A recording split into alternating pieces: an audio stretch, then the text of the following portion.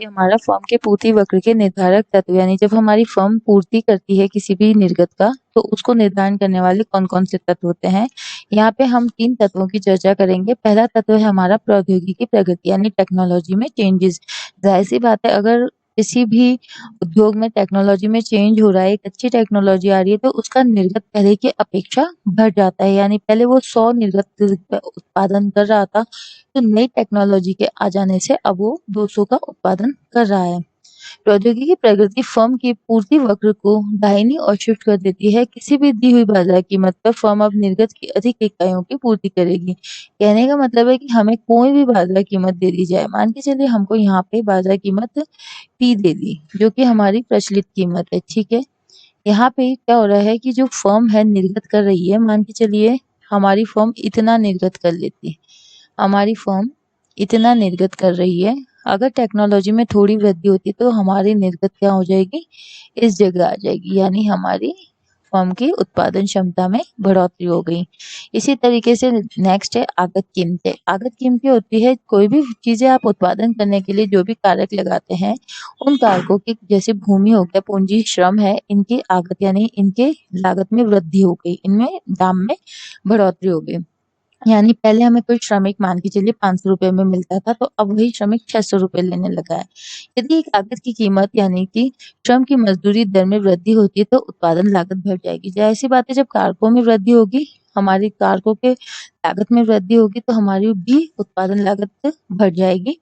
इससे अभिप्राय है कि फर्म का पूर्ति वक्र बाईं ओर शिफ्ट हो जाता है। किसी भी बाजार कीमत पर अब फर्म निर्गत की कम इकाइयां पैदा करती है। इसका मतलब हम वापिस से एक वक्र बना लेते हैं जिसमें बाजार कीमत हमारी P प्रचलित है। इस प्रचलित कीमत पे हम क्या करते थे, अपना उत्पादन करते थे। लेकिन जैसे ही कीमतें बढ़ गई तो अब हमको कीमतें बढ़ गई, लागत ज़्यादा हो जाएगी, इसलिए हमको क्या करना पड़ेगा, अपने उत्पादन को घटाना पड़ेगा ताकि हमारा फर्म बाजार में टिका रहे। नेक्स्ट है आपका तीसरा कारक है प्रति वक्र पर इकाई कर का प्रभाव। इकाई कर यानी टैक्स होता है जो सरकार द्वारा लगाया जाता है। सरकार हर उत्पादन की इकाई के ऊपर कर लगा देती है। इकाई कर वह कर है जो सरकार निर्गत की प्रति इकाई विक्रय पर लगा देती है। जैसे हम एक इकाई का विक्रय करते हैं उसके ऊपर हम टैक्स देके जाते हैं। इसका रेखा चित्र हम यहाँ देखते हैं। रेखा चित्र 4.11 में देख के चलते हैं हम। इसमें बता रखा है, ये देखिए हमको यहाँ पे एक वक्र दिया है, 0 से x एक्सिस पे हमारा निर्गत गिवन है और 0 से y एक्सिस पे हमारी लागत गिवन है।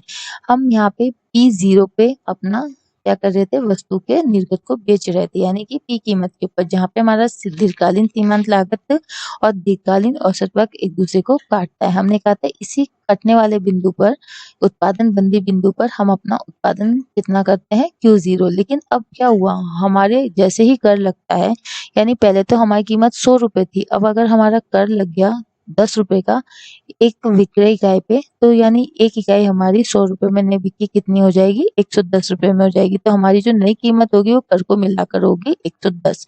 इसी पे यहाँ पे आता है कि दीर्घकालीन सीमांत लागत और दीर्घकालीन औसत लागत अब इस बिंदु पर एक दूसरे को काट रहे हैं और उत्पादन कितना हो जाएगा हमारा, Q0। यानी यहाँ पे भी हमारा उत्पादन गिरने लगेगा। यहाँ पे रेखा चित्र 4.12 में देखिए, यहाँ पे P0 पे हमारा उत्पादन पहले Q0 था। अब वहीं जब नया कर लगा दिया जाता है यानी कि हमारी कीमत में कितना अंतर हुआ, हमारी कीमत में इतना अंतर हो गया कर लगाने के बाद, तो उत्पादन हमारा S1 होना चाहिए था। लेकिन इतना इतना उत्पादन जब हमारा इतना सप्लाई हो रहा है, लेकिन अगर ये सप्लाई हमारा बाजार में नहीं बिकता है तो हमको भी यहाँ पे वापस से अपना उत्पादन गिराना होगा, जैसे लागतों में वृद्धि से हमने गिराया था। तो किसी भी दी गई बाजार कीमत पर फर्म निर्गत की कम इकाइयों की पूर्ति करता है। यानी हमारा उत्पादन 2 वजह से कम होगा, एक तो हमारी जब लागत में वृद्धि हो जाएगी और दूसरा जब हमारे कर लग जाएगा। लेकिन हमारे निर्गत में वृद्धि होगी जब टेक्नोलॉजी में चेंज हो जाएगा। अब देखिए सबसे आसान टॉपिक है जिसमें प्रैक्टिकल भी आता है, बाजार पूर्ति वक्र। बाजार पूर्ति वक्र क्या होता है, देखिए बाजार पूर्ति वक्र यहाँ पे आपको मान के चलिए एक उपभोक्ता का पूर्ति वक्र दिया हुआ है A, यहाँ पे दूसरे उपभोक्ता B का पूर्ति वक्र दिया गया है, ठीक है। यहाँ पे एक उपभोक्ता हमारी P1 कीमत के ऊपर S1 यहाँ पे निर्गत करती है। ये हम उपभोक्ता की बात नहीं करके यहाँ पे फर्म की बात करेंगे, ठीक है। हमारी फर्म P1 कीमत के ऊपर S1 निर्गत कर रही थी, वहीं दूसरी ओर P2 बढ़ी हुई कीमत पर S2 यहाँ पे सप्लाई कर रही है फर्म। तो अब फर्म का जो बाजार पूर्ति वक्र है वो क्या होगा, C, यानी हमने A और B को दोनों को ऐड करके यहाँ पे इसको निकाल लिया। A और B को जब हमने जोड़ा तो वो हमारा C निकल गया। C निकल के जो रेखा चित्र बना है वो P1 से P2 तक बना है और दूसरा रेखा चित्र हमारा P2 से S बना है। यहाँ पे हम इसे M से डिनोट करते हैं। M का मतलब है हमारी यहाँ पे मार्केट, ठीक है, यानी हमें बाजार में पूर्ति करनी है। बाजार में फर्मों की संख्या में वृद्धि या फिर गिरावट होती है, या तो हमारी फर्मों की संख्या बढ़ेगी या उनमें कमी आएगी।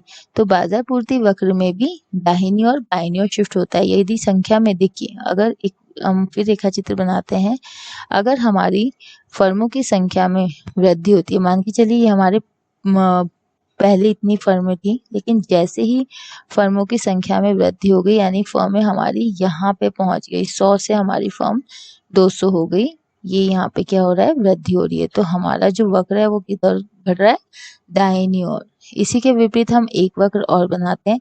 मान के चलिए बाजार में फर्मों की संख्या पहले ये थी, ये कह रहा है कि इसमें गिरावट हो गई, हम इसमें गिरावट करते हैं, यानी पहले 200 फर्में थी, अब बाजार में हमारी सिर्फ 100 फर्में है। तो वक्र कहाँ पे शिफ्ट हो जाएगा, बाईं ओर। तो ये आ गया आपका बाईं ओर।